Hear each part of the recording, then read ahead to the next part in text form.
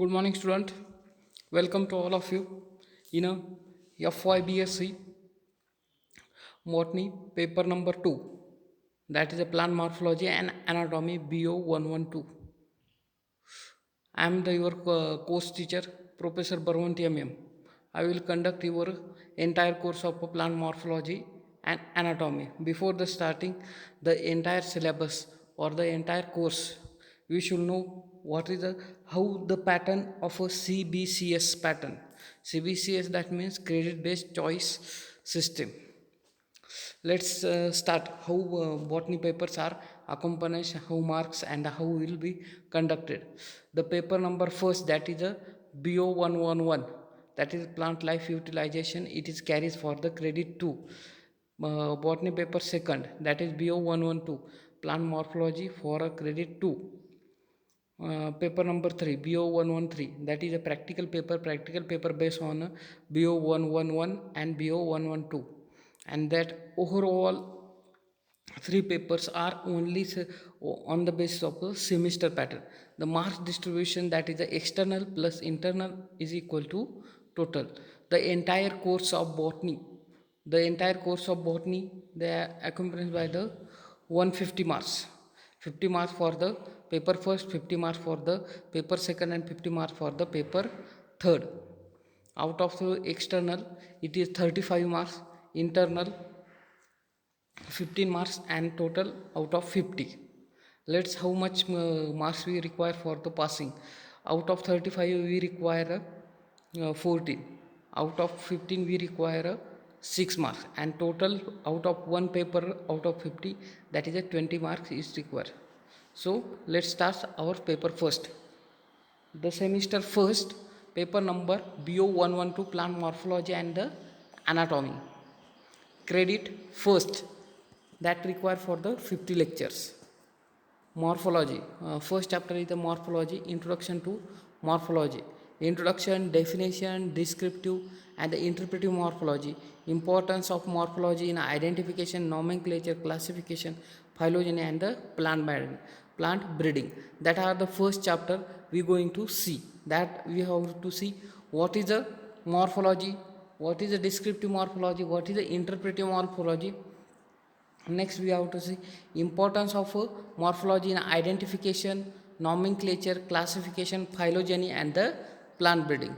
We see in detail when we starting the course. That is only the introduction of a syllabus. Next chapter number 2, that is morphology of a reproductive part.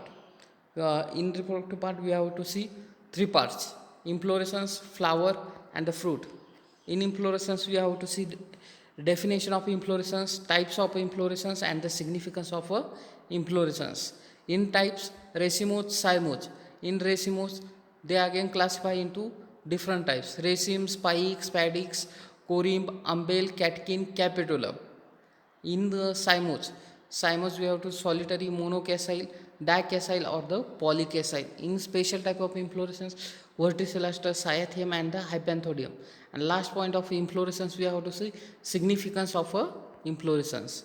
Next, flower, we have to see introduction of flower, that means definition and the concept of a flower. Then parts of a typical flower, that is bract, pedicel, thalamus, perianth, calyx, corolla, androecium, gynoecium. And next we have to see symmetry of flower, that is actinomorphic, zygomorphic, sexuality of flower, unisexual, bisexual, insertion of a floral holes on a thalamus, hypogyny, epigyny, perigyny. Then merus condition, trimerus, tetramerus and the pentamerus. Then floral hole, calyx, corolla, androecium, gynoecium, estivation, placentation. That part we have to see. In calyx, nature, polysepalous, gamosepalous, estivation type, modification of calyx, pappus calyx, petaloid calyx, spur calyx. Corolla, forms of corolla, polypetalous, cruciform papillonosis, gamopetalous, infundibuliform, bilabiate, tabular and the campanulate. Estivation, types of estivation and the significance of estivation. Perianth, nature of polytepalous, gamotepalous.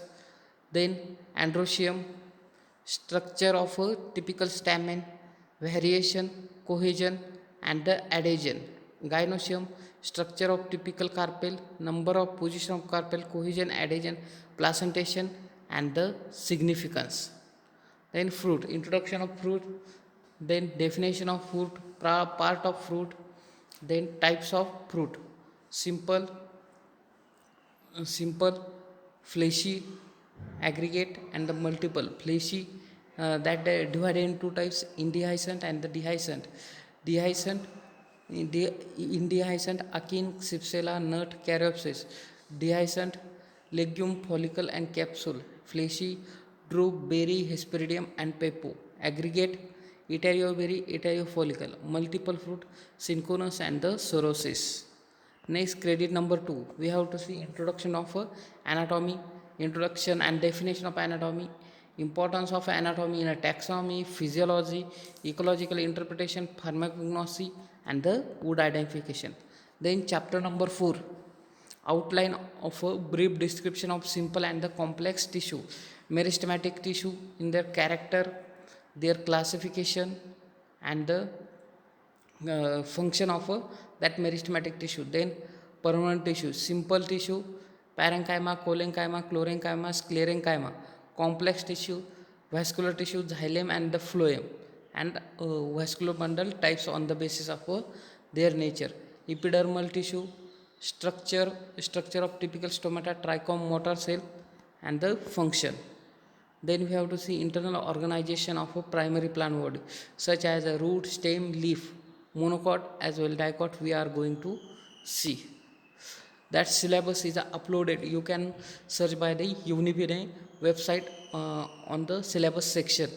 That is uploaded. SPPPU, Savitribai Phule Pune University, June 2020. Thank you.